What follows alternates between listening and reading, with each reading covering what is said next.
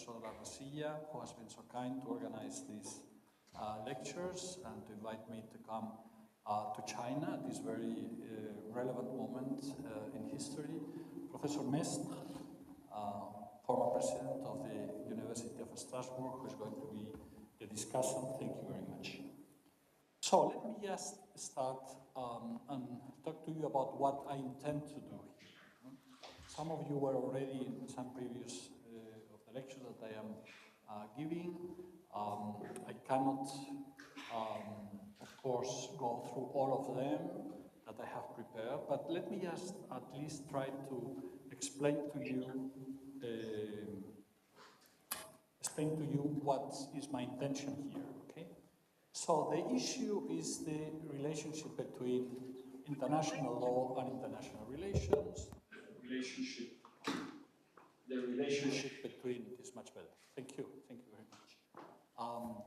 So the relationship between international law and international relations, international law, the contribution of international law to world politics, and what is, as we will see, this very complicated, sometimes, tension between both, which at the end of the day is the question of the relationship between power and legitimacy, world politics and legal legitimacy, and beyond legal legitimacy, very often moral also legitimacy. So let me just start by trying to assess what world order could be.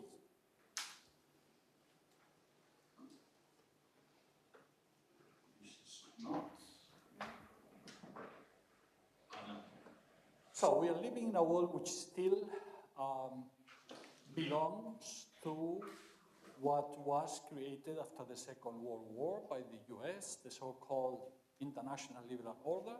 It's still there, but as we know, it is in turbulent times. It is transitioning to something different. Harry Truman, the 33rd US president at the end of the war, said that we totally defeated our enemies and then brought them back to the community of nations. I'd like to think that only America would have done this, okay? At the beginning of the international liberal order, this was, in its purpose, something that should be a win-win situation for everybody, okay? America had defeated its enemies, but there was the intention to create a community of nations based on a number of principles that will be discussed later. Now, today we see a lot of challenges to this so-called rules-based system, the liberal international order. We don't have a shared definition of the system. The validity of the liberal international order is being questioned by non-Westerners. We have a spread of weapons of mass destruction, starting with nuclear. We have a rearmament all over the world.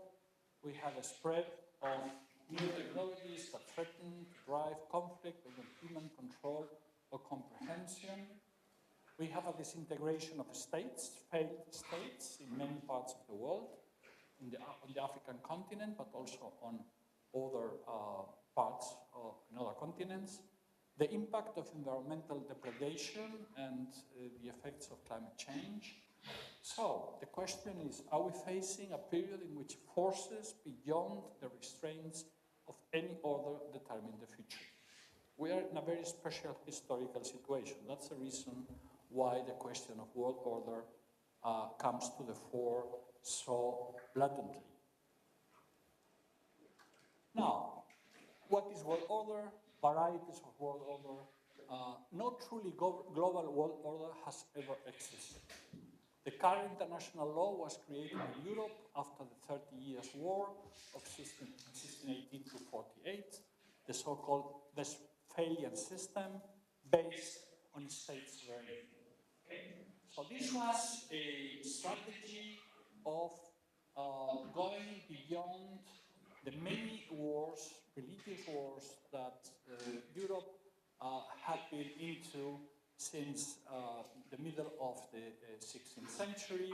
So at the end, the practical solution which was found is let's not fight against each other on the substance, on which religion is the true one, but let's constitute a multiplicity of political units, none powerful enough to defeat all others, many adhering to contradictory philosophical and internal practices in search of neutral rules to regulate their conduct and mitigate conflict.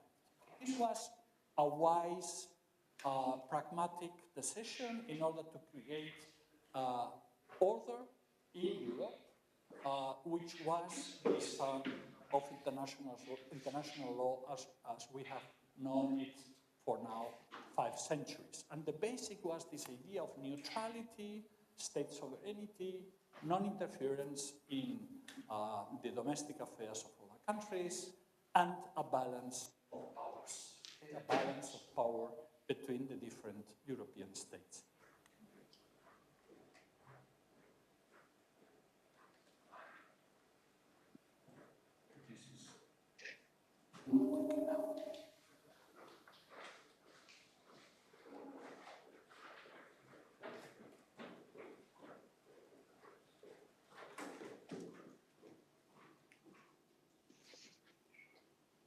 Now, the 17th century negotiators who crafted the Peace of Westphalia did not think they were laying the foundations for a globally applicable system. As a matter of fact, we have different systems, regional. Let's say Russia was under the theory or idea of a single absolute ruler, a unified religious orthodoxy, and a program of territorial expansion in all directions. Russia was at the time part of the European concert of the Westphalian system. China had its own hierarchical and theoretically universal concept of order. Its system had operated for millennia, basing itself not on the sovereign equality of states, but on the presumed boundlessness of the emperor's reach. The emperor held sway over all under heaven, Tianxia. China, in this view, would order the world primarily by owing other societies with its culture, magnificence, and economic bounty, drawing them into relationships that could be managed to produce the aim of harmony under heaven. The most of humankind was classified on various degrees of barbarians, depending in part on the mastery of Chinese writing and cultural institutions. Okay, the word barbarian, which sounds sometimes a bit dismissive, is the same that the Greeks used with all the non-Greek speaking peoples. As a matter of fact, stammering. The others were stammering. They didn't know how to speak Greek, so that's the reason why barbarian was then introduced. So everybody, considered the others who were not part of their own regional system, of their own culture, of their civilization, as barbarians in this sense, particularly because they couldn't speak the language. Islam, its own vision of a single divinely sanctioned governance uniting and pacifying the world. It considered Islam destined to expand until the whole world was a unitary system brought into harmony by the message of the Prophet Muhammad.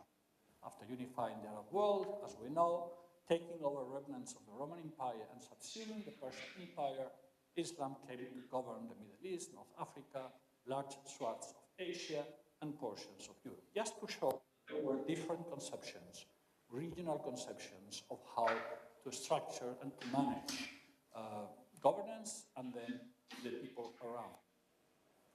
Each region viewed its own order as unique and defined the other as foreigner, as barbarian, governed in a manner incomprehensible to the established system and irrelevant to its design except as a threat.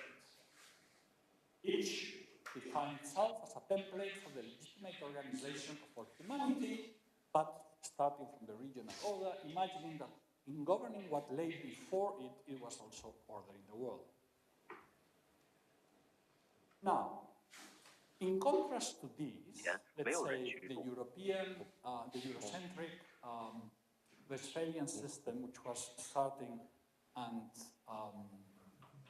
defining international law, with these principles that later then were universalized or were expanded to the rest of the world through the colonial and imperial expansion of the Europeans, the United States went into another kind of vision, which at the beginning was not of world order, was just ordering themselves.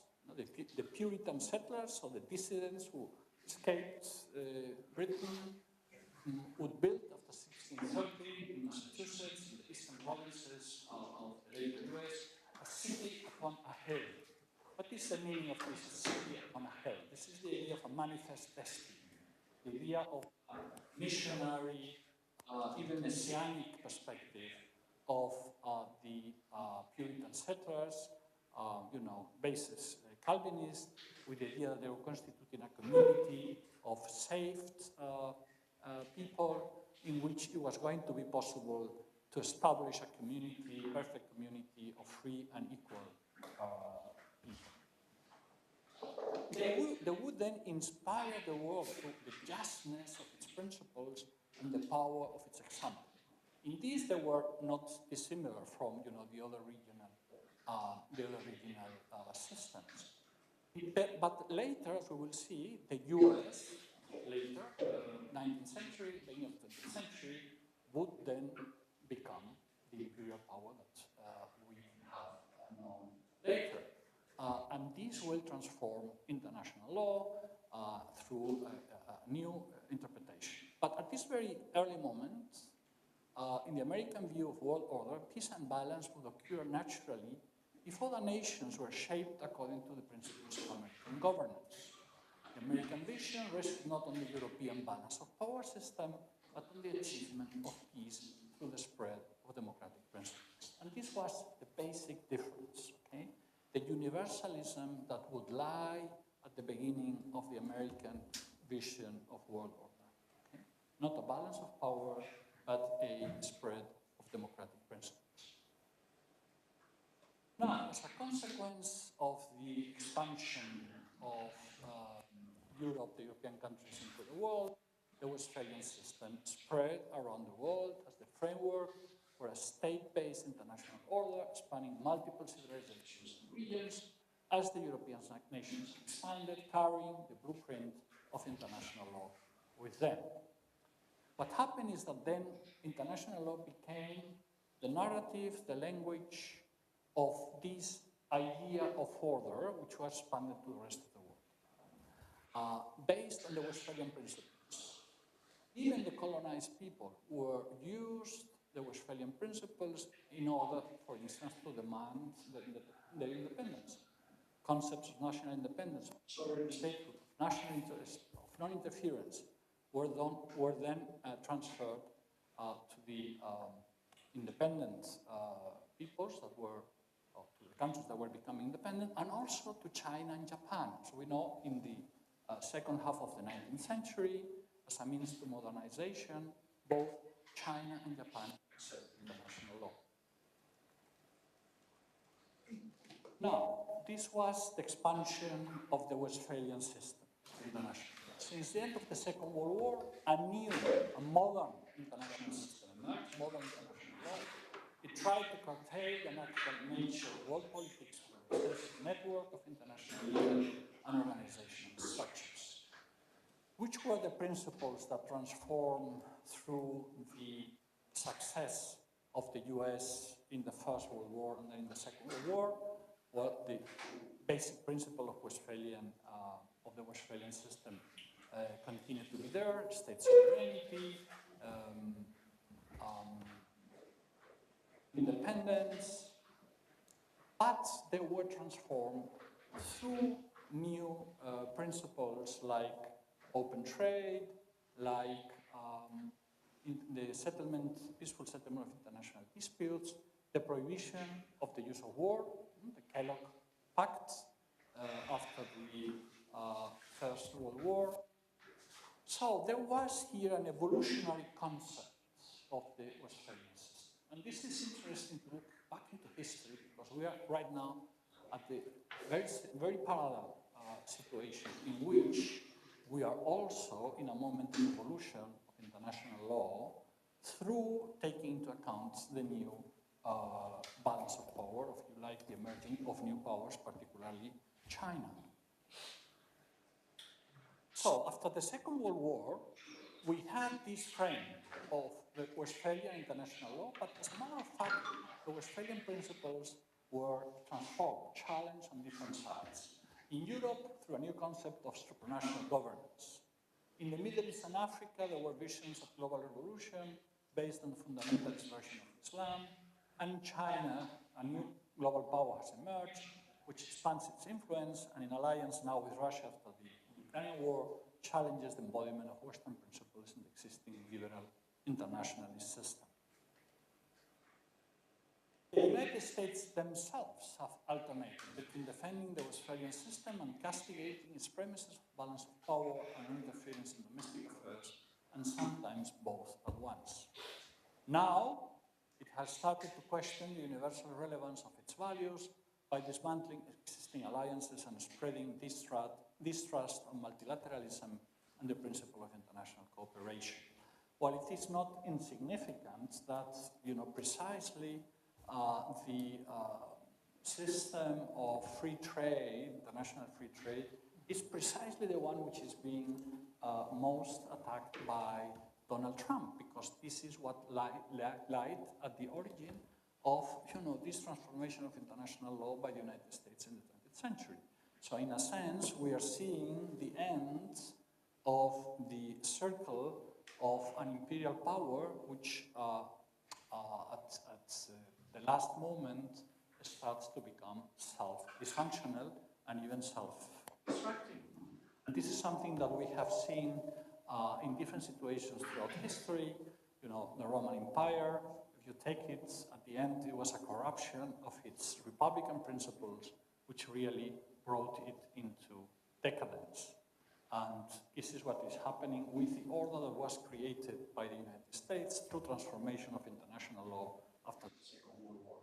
It's being put into question, and the hegemon, which function is precisely to guarantee the pillars of the order, has put it into question since, in my eyes, particularly the war on terror and the violation of international law which took place with the invasion of Afghanistan, Iraq, and then the loss of legitimacy by the United States because of separating from international law. So the United States had the power and won the war in Iraq, Afghanistan, but then it lost its legitimacy, in my eyes, because it separated from international law and the frame that it was created to sustain the order.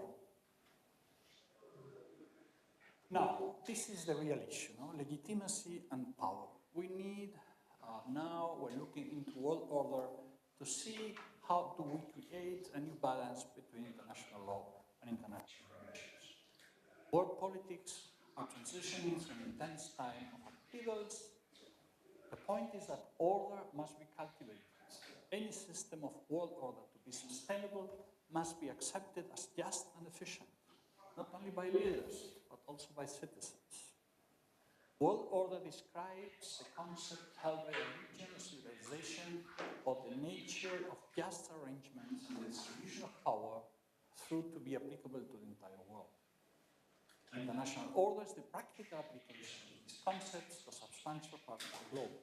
Regional order involves the same principles applied to a defined geographic area. So this is my introduction in order to try to get some concepts that can be useful for the development of my thesis hereby.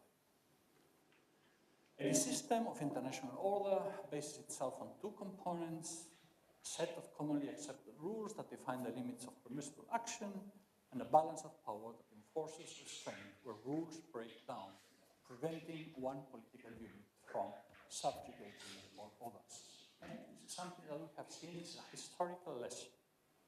A consensus on the legitimacy of existing arrangements does not impede competition or confrontations, but it helps ensure that they will occur as adjustments within the existing order rather than as fundamental challenges. Now, international law and its principles and institutions can help to prevent that competition or confrontations spill over and fragilize the basic arrangements. But it is dependent on the existing or previous political order, or if you like, previous basic arrangements, basic framework in order to have certain common consensus in some standards. A balance of forces does not in itself secure peace, but it can limit the scope and frequency of fundamental challenges and curtail the chance of succeeding when they do occur. So in these political arrangements, certainly a balance of power, balance of forces helps to create this frame, although it's not sufficient. To design a workable consensus is extremely complex. In contemporary world politics, the need is for a global world order. International law should be the basis of this, but the real question is how divergent historical experiences and values can be shaped into a common order. Okay, so that's my introduction. Okay, this is like the opening to what I then detailed through the different lectures, what is the European vision of world order through the European Union, a very, let's say, moralistic, Kantian even system based on the idea of universalization, of principles of cooperation, too idealistic.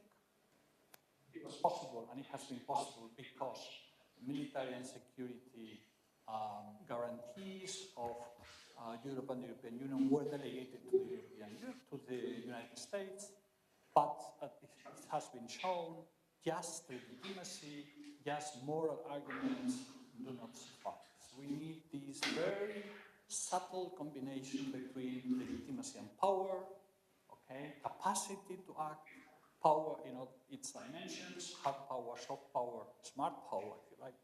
But this is necessary, and the balance between, as I said, legitimacy, international law, moral legitimacy, which is where the European Union has put its emphasis, has to be balanced with the question of power. How do you use power? Now, let me. The second one. No, but sorry, the fifth one. Now, we can learn from the history of international law in order to find new perspectives and eventually try to build up this common set of standards and of rules which could help us to have a common understanding, eventually to help transform international law, to culturalize international law in the current situation. Now, as you will see, I am taking a very interesting example, which is how international law came into China in the 19th century, the famous translation of Henry Whitten's Elements of International Law by A.P. Martin. This could be defined as a kind of defensive acculturation, as Professor Arcilla and his colleagues have been defining. And eventually what we need today is a kind of proactive or active acculturation. I wouldn't say offensive acculturation, but I like proactive acculturation. But let me just expand the argument here.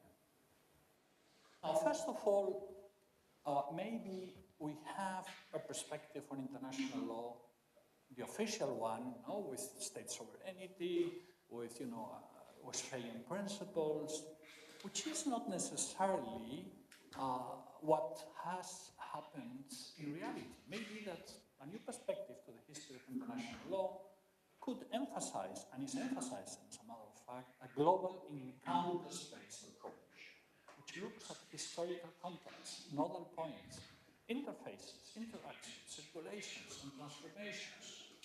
Other similar perspectives point to the idea of a multiplicity of mutually constitutive interconnections over time. This happens as an open alternative to the traditional Eurocentrism of international law as a positivist, formalized, focusing on sovereignty and the sovereign state. Different approaches now have sought to displace the centrality of the West-centric perspective by insisting on the European regional character of international law. This means considering modern European international law as just one historical type of international law among others, and by underlying the distinctiveness of the other non-European views and civilizations against the predominantly Eurocentric narrative.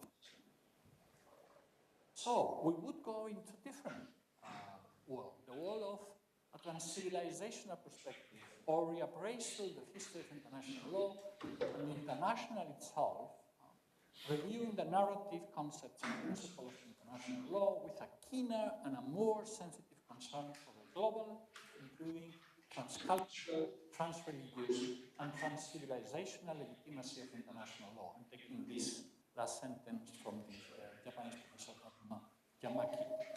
In this context, historical knowledge is seen as a heuristic, as a methodology for international law to be able to better adjust and be seen as more functionally legitimating the emerging multipolar and multi-civilizational global society of our century.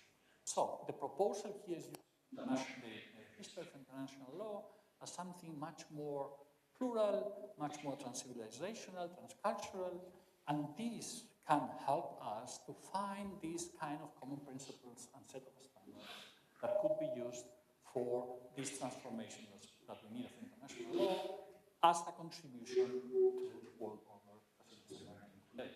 And this is the reason why I take the example later of, as you will see, of A.P. Martin's translation. Now, these projects, this encounters-based approach to international law, highlight the need to bring back the many other experiences and forms of legal relations between autonomous communities developed in the course of history, as, for instance, Barbara Hasbena and Peters have done in the voluminous book on the history of international law.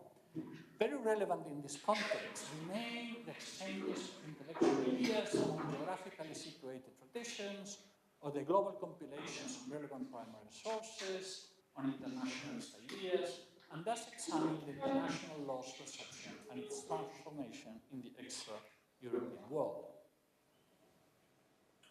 Learning from the new approaches to the history of international law in this perspective aims at discussing models of world order that integrate a mutually interactive, multipolar, and transcultural approach that is able to interrelate and integrate the different cultural, civilizational, and even political traditions.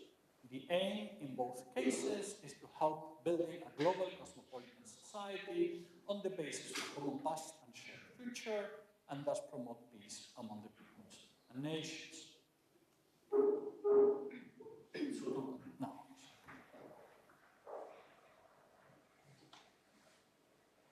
So, case study. What happened with Martin's translation of Wheaton's book and the creation of a history of international law for China?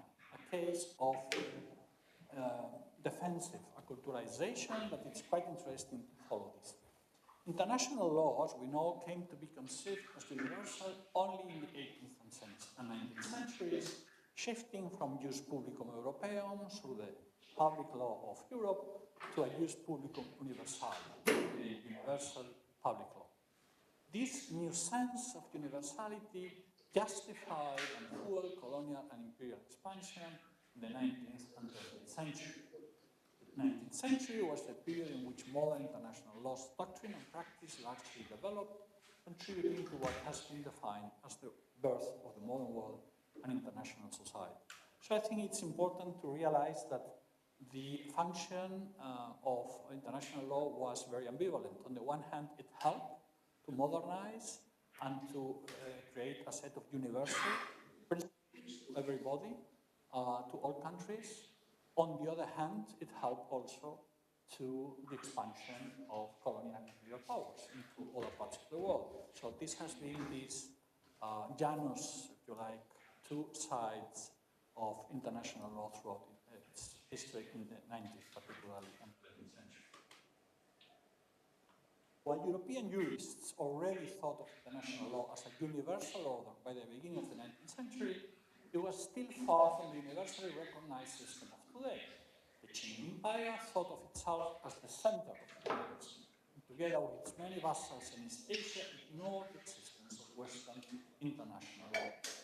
Now, when the Western normative order encountered China, Western nations felt that, I quote, the form of relationship specific to the Qing and imperial court was in some way a transgression of an acceptable international norm, particularly the isolationism and xenocentric hierarchical world order of the imperial court of the time.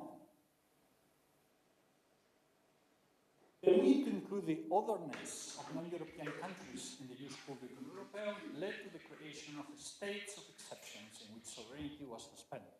As we know, the unequal treaty system showed that international law, despite aspiring to universality, had remained parochially European and a reflection of its politics.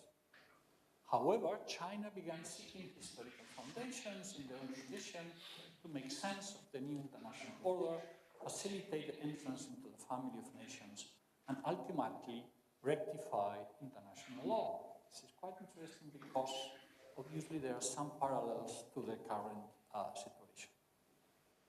At this point, when China, when this ambivalence of international law was playing its role, a member of the Institut de Droit International Centurion missionary, William Alexander Parsons Martin, in Wuhan, 1827 to 1916, ambitiously attempted to universalize international law by expanding the origins of it to ancient China. So, how to acculturate international law into the Chinese experience? And in order to do that, he decided this strategy of reconstructing. He manipulated original legal texts and construed new historiographies according to which in its antiquity China must have had a code of proto-international law. His translation, Martin created a modern Chinese lexicon that would remain stable over 40 years, and some of it is still being used in Chinese legal language. So it helped to the modernization of the Chinese system, and as we will see, this operation had, quite an interesting twist to it. Martin's translation was prompted by the defeats in the two Opium Wars, after which Qing intellectuals gradually realized that they were facing issues that could not be properly addressed through the more traditional conceptual and tributary system. They started to establish analogies between the contemporary international system, 19th and 20th century, and the warring states period, 475 to 1490. During that period of turmoil, the crucial issue of rulership gave rise to the 100 schools of thought. In the late Qing era, this was used as a repository of strategies and multi-state experiences for finding both analogies for the new international situation and remedies to the turmoil of the 20th and 19th century. Now, some Chinese officials would assert that Europe's civilization was still admirable and should have equal status with the Middle Kingdom. But the European balance of power system and equality of states was not a valid alternative to the Chinese sacred imperial order. It was merely important to gain knowledge of it in order to become stronger and thus resist Western incursions. However, the new geographic map that Xu EU draw in from 1795 to 1873, I think the map is from the first half of the 19th century, with a new image of the world in which China was increasingly individualized as a sovereign state, helped to a broader understanding of the world by the late Qing era as a multinational system and brought China into the international system. So I am here examining this encounter, how this encounter, between the two conceptions took place, how the translation of Martin modernized the legal system, Chinese legal system at the time, and helped it to become part of the system of sovereign states, and at the same time, how this was a transformation, in a sense, of course, of traditional ideas, how Martin tried to get a new foundation by coming back and reinterpreting ancient texts. So it was, I think, the term defensive acculturation is a rather good term for what happened here.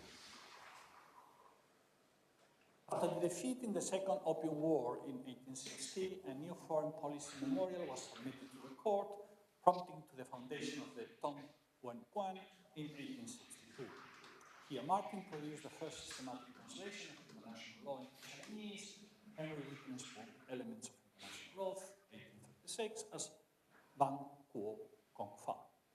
It meant the approval and gradual acceptance of a different vision of world order. Martin's work was beneficial for China, but simultaneously helped justify and legalize Western powers' invasion. The translation would be useful to China for its diplomatic interactions after the Second Opium War. Martin wanted to serve his religious missionary commitment and introduce a general standard of justice grounded on the Christian God. He was devoted to the promotion of China's acceptance of such standards, but also to ensure that it was accepted into the family of nations. Significantly, in 1869, Martin resigned from the Imperial Mission and became a Chinese government employee at the Tong-Wen-Quan with a salary 10 times his previous one. Martin was instrumental to drafting the Tianjin Treaty of 1858 in the US, thus opening the door for missionaries to enter China, and the treaty opened China to further trade in the Christian gospel and to civilization, in quotes, which Martin increasingly thought included international law as a universalization tool. So he saw international law part of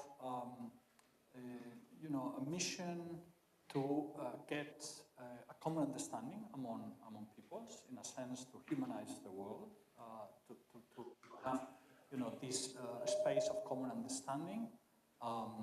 And at the same time, he saw in that a kind of civilizational mission. So again, in a sense, very, very ambivalent. In order to find similarities between China's system and international law, Martin universalized and moralized the Chinese conception on the basis of a natural law inscribed by God in the heart of every human. The title itself, Wan Kuo Gong Fa, the Law of Nations, was an effort to show China that international law was not simply a regional Western rule system, but had universal value. The law of nations, as natural law, was understood as national restraint over states' ambitions and selfish aspirations. Martin aimed to make international law more acceptable to Chinese intellectuals who were increasingly disillusioned about it. This international law, while apparently necessary, was not enough to rescue China from its international weakness. In response, in 1881, Martin elaborated the theory of the existence of international law in ancient China. This could convince the West that China had many more similarities than commonly believed. It could also encourage Chinese acceptance of a normative system and worldview that seemed completely foreign. So it's quite interesting to see this case of Martin making a translation and trying to find a common space for both the Western understanding and the Chinese ancient traditions. One of Martin's purposes was to present the case that international law and diplomacy were not so much imposed on China by Europeans as they were pre-existing Chinese traditions. So there was a similarity here because there were common traditions, very parallel and even common, as Martin was trying to show. The history of the warring states was used to prove international law's universalism. The 12 warring states developed a common code that implied a basis of public law because it was recognized in times both of peace and war. It included rules about the conduct of war, the start of hostilities, just causes for war, and certain rights for neutrals. In conclusion, Martin's aim was to promote understanding between East and West, but a prerequisite for this was that China would join the family of the world's civilized countries and overcome its prejudices against the world. As a consequence, many scholars and diplomats in China started to study ancient China international law. Some compared Dutch jurist Hugo Grotius with Confucius. They intended to universalize Confucius in order to enlighten and correct the limits and hypocrisies of international law as translated from Western languages. The international law China accepted became an extension of Spring and Autumn, and the law generated by international relations for the Warring States period. So I go here into different intellectuals of the period, the late Qing period, which were using, Western learning and international law without abandoning Chinese traditional view, transform China into a sovereign state, let's say theoretically, but at the same time introduce some Confucian traditional concepts. For instance, Zheng Guanyin, he believed China was the only country that truly followed the Wang Tao, characterized by the primacy of morality and opposed to the principle of hegemony, Pa Tao. Sorry for my very bad Chinese pronunciation, but I hope that you understand it. He felt this might one day spread among the barbarians, who finally learned to respect the benevolence of which China was the ultimate embodiment. He envisioned a world in which all religions would merge into Confucianism and in which the four seas would unite in a central land, Chengdu. Another intellectual of the time, Wang Tao, also believed China would sooner or later reacquire its primacy. China was the historical embodiment of Tao, and its superior civilization was a constant, while the West and its sovereign state system were doomed to destruction. For him, the West's technology and international legal apparatus, including sovereignty, were simply instruments. The basis of governing the state and pacifying the world could only be Confucius' way, the 3 bonds and 5 relationships, that is the path of hierarchy, not equality. Ling Chichao, and so on.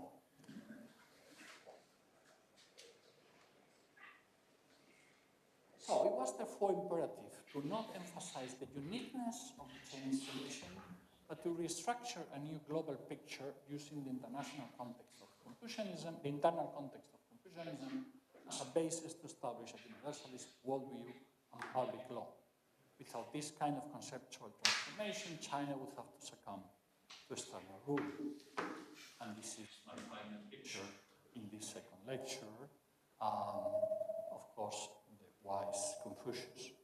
Now, let me, because I don't have much time, I suppose, go quicker through the last part. So the second part is to show there were different attempts to try to acculturize, international law, to create and to introduce China at that time into the world system, which was Eurocentric in nature, but which was expanding in the 19th and 20th century with all its colonial and imperial dimensions, no doubt, but also with all its modernization aspects. Now, let's go back to the idea of world order,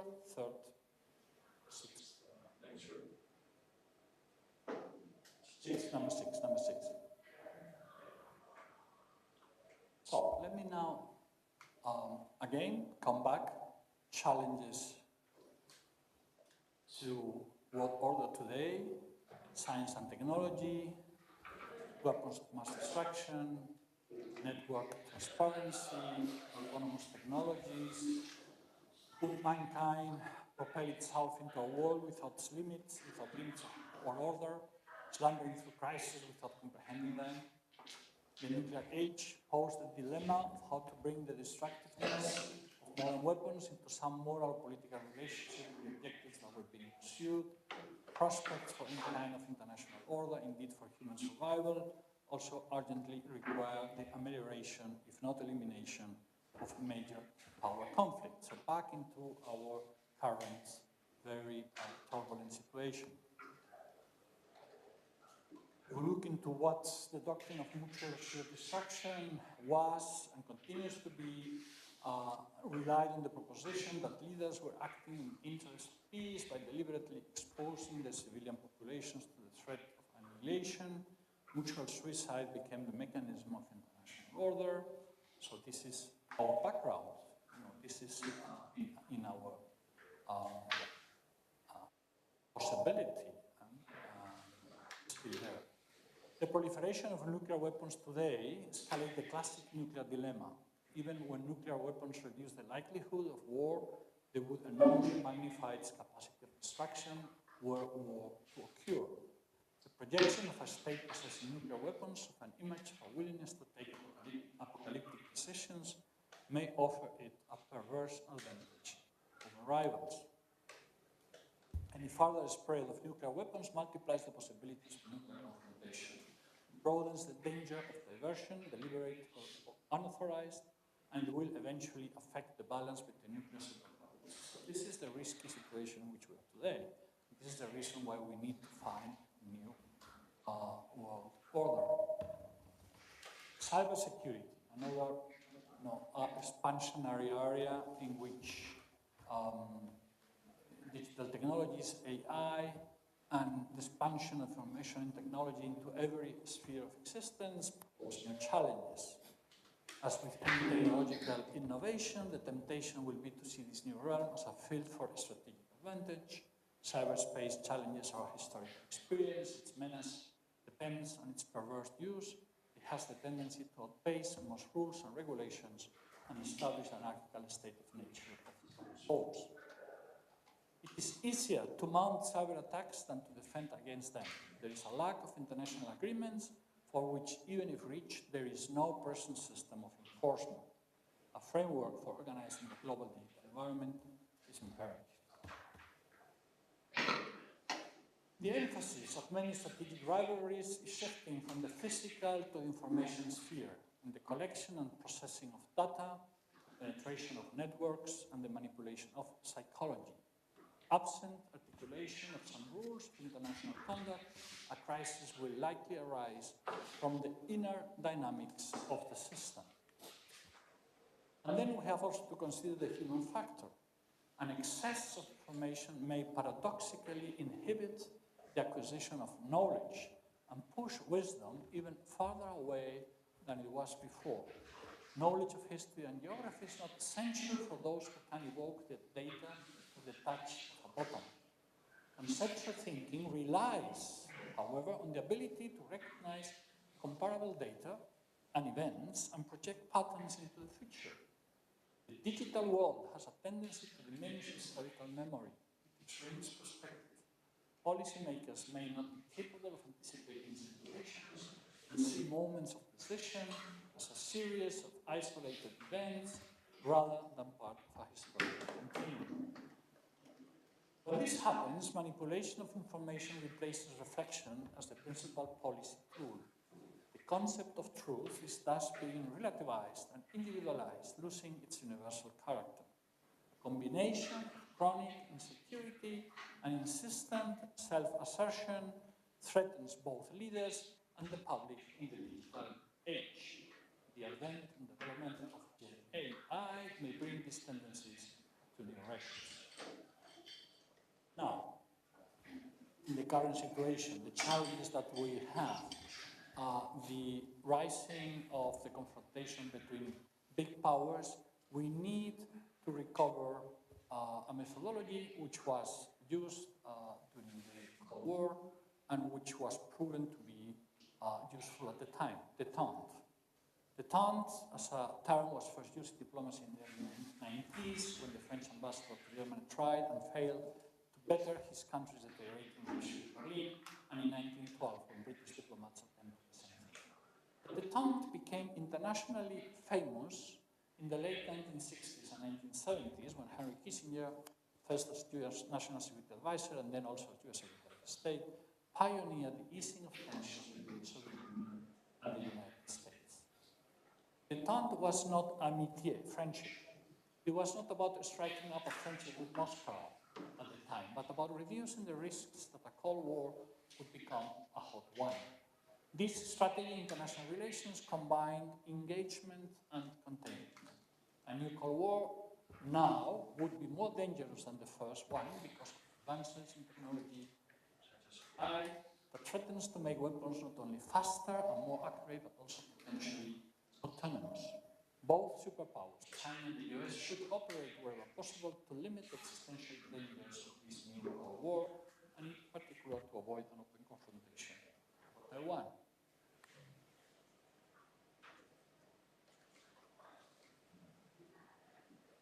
The time to O would not mean expecting to change the system of a country, but to engaging in myriad negotiations on arms control, on trade, on technology transfer, on climate change, on artificial intelligence, and on space. So this brings back the idea of a common set of standards of rules that create a space in which we can cooperate and avoid the escalating of tensions. What is ultimately the tone? Easing of tensions, relaxation of possible conflict, the risking in its positive sense. A strategy of reducing interdependence is thus contrary to the tone. And this is quite a big program, of course, for international lawyers. Now, finally, a case study, the rule of law. Could the rule of law, and I follow here Karen Alta's declarations or explanations on this idea, could the concept of rule of law, which have been used by the West and also by Chinese leaders, as one of those concepts in which we could find a common understanding. And then I go into this with some detail. You can also follow it in the syllabus. The fact is that the er or ill rule of law concept is plastic and there is no single definition of what the rule of law entails. Also, the rule of law is involved as an idea most political systems strive for. Even when intentions are good, a combination of design flaws, mistakes, and errors can lead any political system to struggle and repeatedly fall short of the ideal. Yet the ideal is important as it serves as a North Star that orients all involved towards the goal. Okay, I go here into some detail about the different variants of rule of law concepts, the more private one, the more institutional and constitutional one. I don't want to go now into this in much more detail. Two variants, at the heart of the disagreement, a more commercial and private variant, and a more constitutional and institutional role variant, with different understandings by the leaders. Under President Xi Jinping, a comprehensive role of law concept containing power in the cage of institutions, furthering components of the constitutional role has been advanced. More efforts were made to strengthen the judiciary, professionalize the judges, elevate assertive law, and streamline dispute resolution. Yet the title with Chinese characteristics reflects the idea that local traditions and conditions should shape how the rule of law manifests in China. Chinese Communist Party supremacy has been legally enshrined in the 2019 amendment of the Constitution, so the party can exercise its leadership within the constitutional framework. Meanwhile, the erroneous Western legal models were officially denounced, and an integration of the socialist rule of law with rule by moral virtue took place. For some scholars, this moralistic term is a revival of traditional Chinese governance philosophy that integrates governance via legal instruments and Confucian moral guidance and principles. So, again here, the two perspectives, Chinese, the Western, and the rule of law, and how it is beyond the rule of law concept in China, infused with also a traditional, eventually, Confucian traditions, which could give a new content to the rule of law. So we are in this process of transitioning, really, to something new, to a new culturalization of international law, I would say proactive, not necessarily offensive. So I go here into the international concept of international rule of law.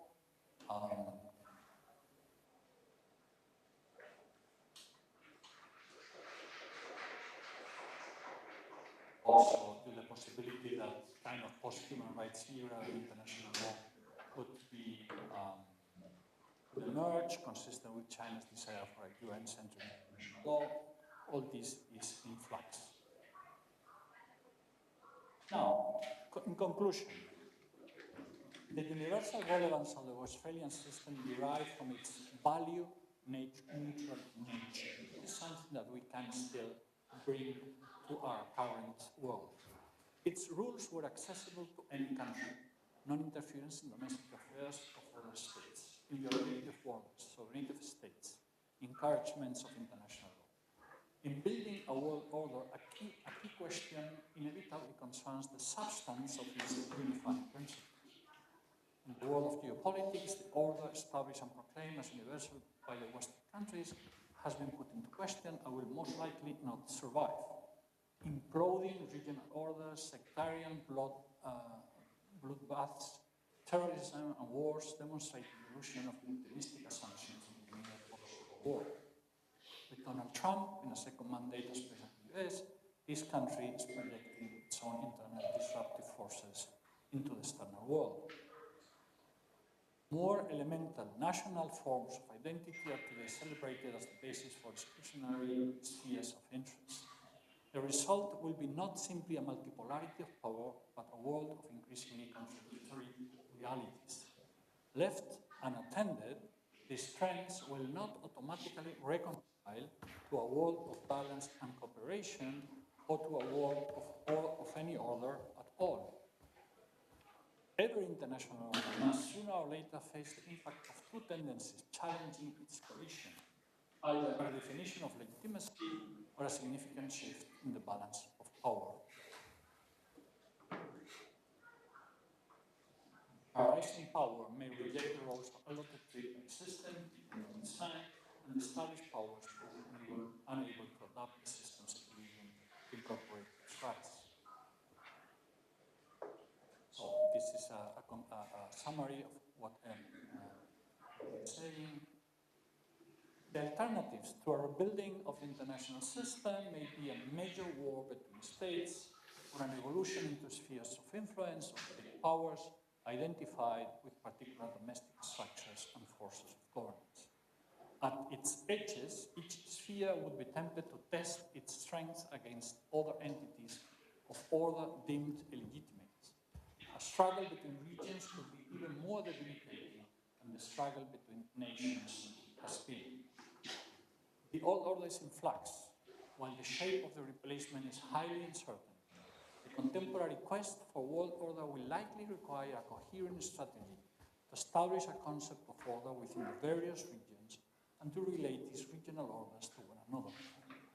Universal principles need to be paired with a recognition of the reality of other regions, histories, and cultures. World order cannot be achieved by one country acting alone. While maintaining their own rules, the regional powers need to acquire a second culture that is global, structured, and juridical, a concept of order that transcends the perspectives and ideas of any one region or nation. This would be a modernization of international law informed by contemporary realities. Thank you for your attention.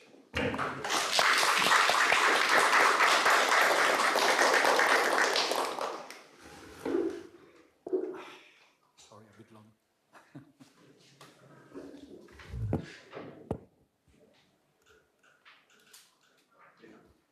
Thank you very much, Professor Beneyto, for this very enlightening and interesting journey across different periods and times around the concept of world order, particularly at a moment when this world order seems to be at risk of collapsing.